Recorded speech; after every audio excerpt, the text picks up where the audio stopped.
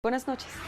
Correcto, Rocío, ya estamos listos para arrancar con la primera conversación de esta noche. Claudia Méndez Arreaza, Juan Luis Font, en día lunes, pues tenemos ya a nuestros invitados aquí en el estudio para tratar sobre este tema que es fuente de gran frustración para muchos guatemaltecos y fuente de corrupción para muchos otros, debo decir también.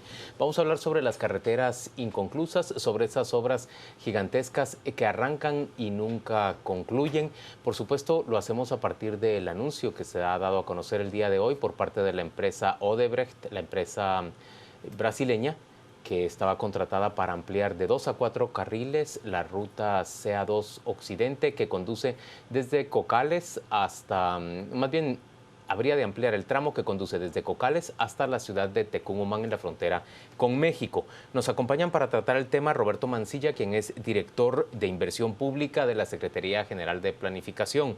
Y está con nosotros Mariano Rayo, quien es analista en temas económicos y en términos generales un conocedor de la administración pública. Bienvenidos a ambos, gracias por acompañarnos. La primera pregunta que yo plantearía es la siguiente. Pareciera una anécdota doméstica. Se paga completamente, aparentemente, una obra pública, pero finalmente la empresa dice no podemos concluirla y nos vamos. Es así de fácil. Bueno, vea, lo que pasa es que muchas veces las instituciones, bueno, en su mayoría fallan con la planificación. El proceso de planificación es un compromiso al que debe de darle de alguna manera respuesta la empresa contratada. Y obviamente hay un respaldo legal a través del contrato donde se establece las cláusulas que debe cumplir la empresa. El problema es que muchas veces cuando se lleva por parte de la institución contratante, o sea, ya sea un ministerio o alguna otra entidad del gobierno, no tiene la certeza muchas veces de poder llegar a alcanzar el resultado que se han propuesto. ¿No tienen la certeza? No tienen la certeza, pero porque la falta de planificación a usted no le da esa certeza.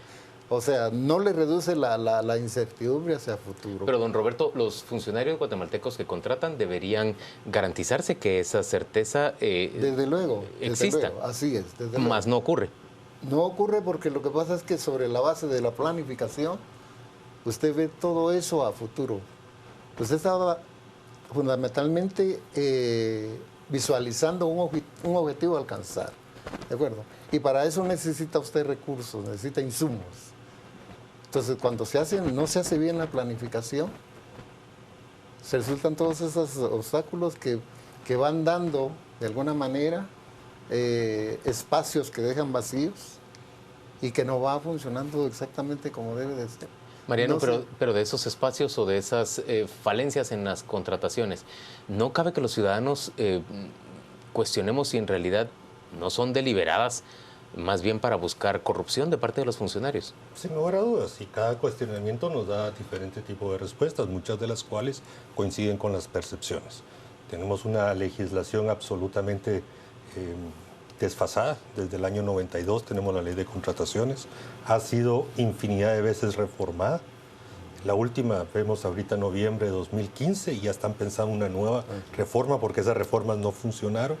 Tenemos al interno de la ley de contrataciones del 92 vigente normas contradictorias, antinomias legales al interno de eso. Lo han tratado las unidades ejecutoras de resolverlo a través de normas inferiores. La Secretaría de Planificación hace lo que puede. Sí. Seamos sinceros, no le hacen caso. El enforzamiento de los manuales, de los procesos de planificación que están otorgados a la Secretaría de Planificación y Programación de la Presidencia, en muchos casos no son atendidos. ¿Y por qué no procede la Secretaría en contra de quien no presta atención a sus recomendaciones? Bueno, ahí estamos en un tema al interno de las instituciones del Estado que deberían de resolverse. Yo apoyaría cualquier gestión que hiciera la CGPLAN precisamente para restablecer todo el proceso de planificación y ejecución de obras de una manera ordenada. Otro tema que hay que resolver es la estructura de los contratos que se terminan suscribiendo. Ya están con muchas normas desfasadas, muy estandarizado, no se adaptan a las realidades. En fin, esos contratos que al final son los que se impugnan, no tenemos el caso de TCQ, Les recuerdo el tema de la franja transversal del norte, que tampoco está concluido, un caso muy similar a lo que estamos viendo ahorita con Odebrecht, pero eso es con una empresa israelita. Entonces, ¿y qué pasa? No pasa nada, queda en total impunidad. Hoy el presidente lanza un mensaje que quiere ver qué puede hacer, pero ¿qué va a hacer? ¿Va el Estado a entrar a tratar de terminar la obra? No sabemos el estado de las fianzas de cumplimiento, no sabemos el estado de contratos de prestación de servicios que pudo haber adquirido Odebrecht. O sea, es una complejidad al interno. Un enmarañamiento, quería decir el diputado. Total y absolutamente, ese era el término. Y solo una cosa, el tema de los supervisores. Así Es muy frecuente la colusión de intereses entre quien ejecuta y quien supervisa. Y entonces se termina de complicar el asunto. Ahora, ya dijo que está enmarañada la salida el contrato de esta empresa y la construcción de esta vía de Cocales hacia México. Ahora, se realiza mediante un modelo que se ha convertido cada vez más popular y es con el financiamiento de bancos externos. ¿No está allí el principio del mal que hoy tiene que Guatemala pagar sus consecuencias? Bueno, en este caso, don Roberto, solo una cosa. Aquí le recuerdo que hay un decreto aprobado por el Congreso el 29 de 2012, que aprobaron 108 diputados, donde dice claramente una de las cláusulas, que la empresa exportadora de bienes y servicios a adquirir es Odebrecht. O sea, de una vez la ley establece con quién se debe hacer la contratación de los servicios y los bienes para la ejecución de esos 399 millones de dólares. Que no nos olvidemos, no solo es el banco brasileño, es también el BCI, el Banco Centroamericano. Entonces, aquí tiene dos entidades, tiene diferentes tipos de contratos, y hoy no dudo que varios banqueros deben de estarla sudando muy fuerte. Don Roberto, desde el gobierno de Álvaro Arzú para la fecha, la verdad es que prácticamente todas las obras de carretera que se arrancan, se les otorga un plazo, pero ese plazo termina no cumpliéndose. Así es. ¿Por qué ocurre eso? ¿Y por qué lo permite el país sin castigar a quienes estaban obligados a construir? Vea, lo que pasa es que, como decía el señor diputado, nosotros tratamos la manera de asesorar, darle apoyo y seguimiento a todo el proceso dentro de un marco normativo y legal ya establecido. Pero aún así las instituciones no responden a ese llamado. Ese es el problema, se les está insistiendo en lo que marca la ley, en lo que marca la norma, y ellos no lo hacen. Hay una situación de desorden completo. Si usted no tiene planificación, hay un desorden completo. Y eso es lo que hacen, improvisar. Hay proyectos que empiezan con una planificación incipiente y resulta que se vuelven a largo plazo y salen carísimos Prácticamente fue lo que pasó también en la construcción de esta vía. Sí. Se planificó un precio y después más que se triplicó. Pero lo que pasa es que no hay una planificación multianual, es que son proyectos que no los va a hacer a corto plazo. Eso no lo va a hacer. Pero aquí estaba previsto que habría de cumplirse en 36 meses. Así es. Sin embargo, los sucesivos ministerios de comunicaciones no exigieron que se cumpliera con las etapas intermedias para poder llegar a los 36 meses de manera razonable. ¿Cómo ocurre eso? ¿Y por qué lo permite el Estado? ¿Por qué no hay una sanción concreta? Porque la parte débil en la contratación es el Estado mismo. Así es. Un factor es lo que don Roberto estaba mencionando en toda la fase de estudios de pre y de factibilidad seguramente deficientes. De ahí iniciar la ejecución por la presión política. Muchas veces cuando la CGPLAN, ustedes saben, yo fui secretario de planificación, muchas veces cuando la planificación está en su proceso de evaluación, se reciben llamadas de ministros pidiendo que los técnicos de CGPLAN dejen de estar pidiendo más información y revisando las cosas. Y uno, al final, hasta llamadas del presidente. Entonces la CGPLAN deja de cumplir sus labores, los ministerios o cualquier unidad ejecutora se va por su vía y ahí están parte de los problemas que hoy encontramos. Y en este caso concreto, regreso al tema de los supervisores. Los supervisores, conjuntamente con la parte contratante, en este caso el MISIBI, deben de dar los informes de los avances para que se acerquen y se alineen el informe contable, el informe financiero y el informe de avance físico. Esos tres tienen que alinearse y en este caso concreto vemos que cada informe va por su vida. Señores, pero el problema tiene que ver en buena medida con esa supervisión, que en el modelo guatemalteco los supervisores en general en una época son supervisores de obra y en otra época son contratados por las mismas empresas a las que ellos supervisaron. Precisamente por eso es la colusión Eso de hace intereses. que se genere una colusión de intereses Así y es. que los supervisores en general sean muy indulgentes o benignos con la obra que están supervisando. Así es. Pero el Estado no se defiende respecto de eso. Simple y sencillamente, como es plata pública, se deja que ocurra lo que sea. Eso es correcto, Juan Luis. Esa es la triste realidad. ¿Y qué tenemos que vivimos. hacer para que cambie? Bueno, yo en lo particular, yo empezaría primero dándole otra vez su lugar a la CEGEPLAN, que tú como el ente rector de la planificación de la obra pública y de la norma, no ejecución, de la norma a aplicar. De ahí yo sí ya estaría sugiriendo un cambio total y derogatoria del decreto del año 92, tener una norma moderna, adaptada a las nuevas condiciones, a las nuevas formas de nacimiento. Por ejemplo, Claudia mencionaba, es cierto, hoy los bancos de desarrollo financian, pero cada vez menos. Hoy mucho del financiamiento para la obra pública viene del sector privado y nuestras normas no están adaptadas para recibir financiamiento y eso privado. es lo que queremos, eso es lo más óptimo, que sean los bancos privados quienes vengan a financiar este tipo de obras. Es que la escasez de recursos públicos obliga a buscar otras fuentes de financiamiento. Vean qué pasó con la famosa ley de alianza público-privada. ¿Se recuerdan en el año 2010 cómo había un diputado por ahí, morenito, promoviéndola? ¿Se ha ejecutado un solo proyecto público-privado con la ley del 2010? No, no ha funcionado. Porque la misma burocracia se encargó de impedir que mecanismos alternos que pudieran ser más probos, más transparentes y más efectivos no funcionaran. Caso concreto, una infraestructura en la frontera con México, regresando, no logró avanzar porque la SAT estaba cooptada y había funcionarios que no les interesaba que entrara inversión privada al puerto multimodal de Tecunumán. Vamos a ir en este momento a una pausa comercial y volvemos dentro de muy poco para recibir sus preguntas por medio de las redes sociales y planteárselas a nuestros invitados. Frustración y, por supuesto, corrupción, eso es lo que se genera con estas grandes obras públicas que quedan varadas, como en el caso del día de hoy, cuando la empresa Odebrecht, empresa brasileña de construcción que entró al país durante el periodo de Otto Pérez Molina, anuncia que habrá de suspender los trabajos de ampliación a 4 carriles de la CA2 Occidente desde el tramo de Cocales hasta la ciudad de Tecunumán en frontera con México. Ya venimos. Estamos de vuelta a las 8:45. Le pedimos a nuestra compañera Rocío Lazo que nos cuente qué preguntas envían los televidentes por las redes sociales para plantearle a quienes nos acompañan el día de hoy, el exdiputado y exsecretario general de Planificación Mariano Rayo y Roberto Mancilla, quien es director de Planificación de esa entidad. Juan Luis, hablamos en este momento sobre las carreteras inconclusas. Esperamos sus comentarios a través de nuestras redes sociales. Ya lo sabe, en Facebook y en Twitter nos encuentra como Canal Antigua. Vamos a comenzar con los comentarios. Edgar René López. Conclusión, ya que se adjudica a precio bajo, acordando después de elevar costo por extras que sobrepasa el 20% que la ley establece.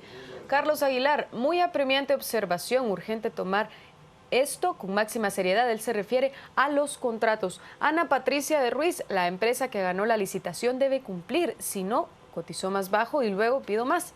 Adolfo Lax, detrás de todas las carreteras hay empresas nacionales enormes que se ufanan de enorme experiencia como diputados y ministros. Es imposible que empresas tan grandes como Odebrecht, que construyen mundialmente, no tengan la capacidad de planificación. Y el desvío de Chimaltenango y de Barberena, también la franja transversal del norte, ¿para cuándo? Ya no se aguanta más. Y por último, Noel López, por los desfalcos de funcionarios sinvergüenzas desviando los fondos a sus cuentas sin darle importancia. Le agradecemos por su participación a través de nuestras redes sociales. Regresamos con ustedes, Juan Luis y Claudia. Mucho que preguntar. Arranquemos por una pregunta concreta. Nos están cuestionando los televidentes respecto de las fianzas por medio de las cuales presuntamente se protege el Estado del incumplimiento de un contrato. ¿Qué dice don Roberto respecto de esas fianzas? Vea, lo que pasa es que... Que son torta y pan pintados. Así es. Lo que pasa es que existen, de alguna manera, lo jurídico, lo legal, que sobre esa base, pues obviamente tendría que actuar el Estado. pero flexibilizan todo ese espacio para poder de alguna manera no llegar al cumplimiento de la ley como tal, para que las instituciones o empresas contratadas den respuesta a lo que en realidad no cumplen. Ese es el problema. Hay un juego ahí que va y viene, pero que no se define en un momento dado, aunque la ley lo establece. La ley señala cuáles son los pasos a seguir para poder de alguna manera trabarle una demanda a una empresa que no cumple lo que está establecido en el contrato. Pero se flexibiliza eso. Esas ya son cosas que en realidad escapan de la... Aquí prácticamente el que pierde siempre es el Estado. Así Pero hay un es, comentario de los tuiteros al que ustedes han reaccionado casi que al unísono y han reafirmado lo que dice. ¿Pactan las compañías constructoras con las juntas licitadoras o con la contraparte en ofrecer el precio más bajo para luego aumentar hasta en un 20%? ¿Cómo ocurre esto? Es la primera pregunta, pero la segunda debería ser ¿cómo se puede evitar eso o qué estamos haciendo para evitarlo? Estamos haciendo poco, Claudia, así de concreto. Ahora, el tema Odebrecht y esta carretera tiene características muy particulares. Les recuerdo, aquí no hubo una licitación pública internacional donde ofertaran varias empresas. Aquí el Congreso decidió avalar una negociación directa del gobierno del presidente Pérez Molina, su ministro de Comunicaciones, con 2 bancos para otorgar el contrato a una empresa en particular. Entonces, esa tiene características propias. Específicas. Sí.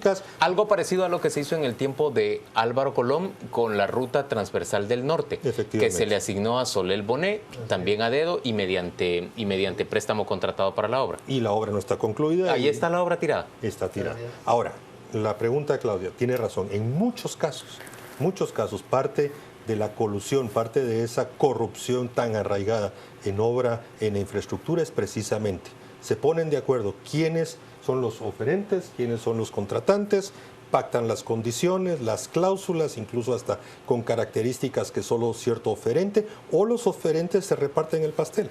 Y eso es una corrupción tan arraigada que por mucho que sigamos en este momento continuando con las reformas a la ley de contrataciones, esta ya no da más de sí para que efectivamente tengamos un instrumento. Segundo, la Contraloría. Hay toda una infraestructura al interno de la Contraloría General de Cuentas, a propósito... Que no funciona. Que no funciona. Hay calidad de gasto, porque ellos son los que revisan después.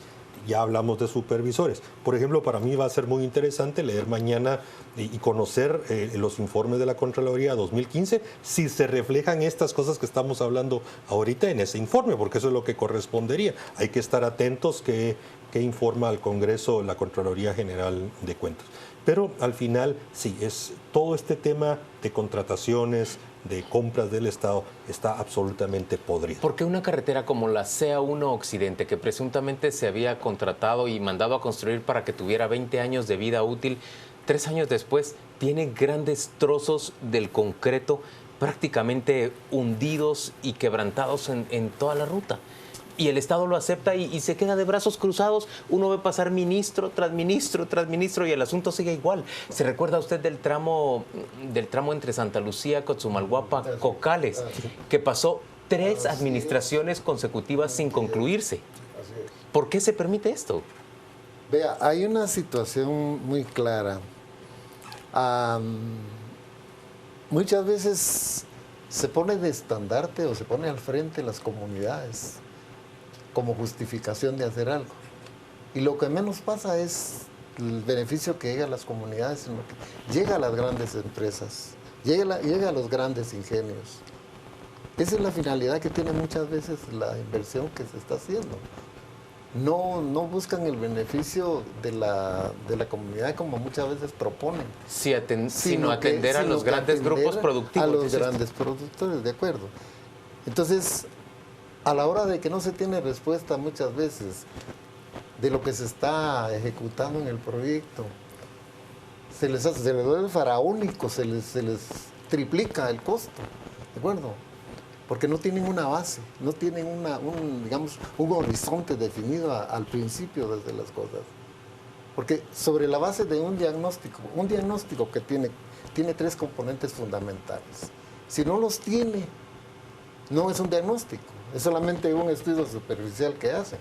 El diagnóstico tiene que ser explicativo, que explique para qué va a ser lo que van a construir, que describa cómo va a ser la situación y que vaya a predecir hacia futuro. Porque cuando usted hace un proyecto, todo lo que tiene un proyecto dentro del proyecto como información es estimado, porque es la base de la planificación, sobre la planificación del proyecto que usted lo está haciendo. Mariano, ¿de qué manera puede resolverse, aparte de la gran transformación que estás diciendo de la ley de contrataciones, de qué manera puede garantizarse la ciudadanía, que el Estado va a defender el interés público antes que el interés de las empresas a las que les termina dando los contratos? Cuando los servidores públicos asuman la responsabilidad para que fueron nombrados o electos. Ahí pasa por personas, porque muchas leyes ya están, pero se omiten, se obvian, se le busca siempre el atajo. Solo quiero responder muy rápidamente. Pero podríamos, por ejemplo, enderezarle responsabilidad, acusación a los ministros que incumplieron con sus obligaciones. Claro, si ese es igual que en el ejército hay una cadena de mando y el superior, o sea, el responsable político último es el ministro. Y eso cuando lo hemos dicho varias veces, no se asume para tener el título, para gozar de carros y todo, se asume para tener la responsabilidad de lo que hace también toda la administración que está debajo de uno. Pero en el tema de las carreteras y esta que se está otra vez deteriorando, porque si no tenemos dinero para la construcción de menos infraestructura, menos existe para mantenimiento. Y no sabemos bajo qué condiciones el supervisor dio el dictamen de recepción de la obra. Porque para recibir la obra se necesita un dictamen del supervisor y del ente contratante. No sé, yo desconozco las calidades con las que se hizo esa obra. Y después no se le da mantenimiento. Y la obra más cara es la que no se le da mantenimiento. Señores, gracias a ambos por acompañarnos hoy a las 8:40.